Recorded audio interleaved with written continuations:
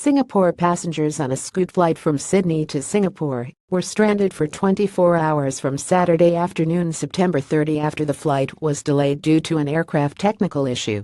Scoot flight TR1 was scheduled to depart Sydney Airport at 1:30 p.m. Sydney time, 10:30 a.m. Singapore time on Saturday. However, it experienced an aircraft technical issue and the flight was retimed. While engineers rectified the issue, the airline said in a statement in response to Channel News Asia's queries. The flight, which was carrying 234 passengers, departed Sydney on Sunday at 1:33 p.m., said the airline. It arrived in Singapore at around 7:05 p.m., according to Changi Airport's website. Hotel accommodation and transportation were arranged for affected passengers during the delay, Scoot said. Missing transport, lack of rooms. However, there were complications with some of the 53 travelers Scoot said accepted their offer of accommodation.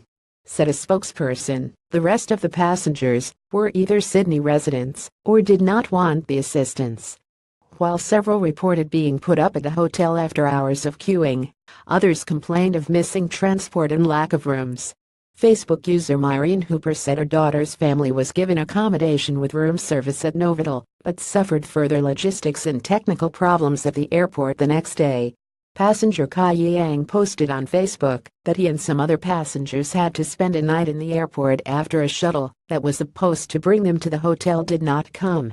Could there have been a better arrangement to ensure that all passengers were picked up? We all felt deceived, he wrote.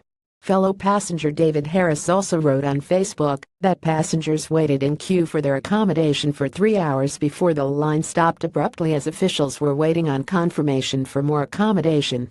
After arriving in Singapore, Mr. Harris told Channel News Asia that he was about to miss out being a best man for his friend's wedding because of the delay.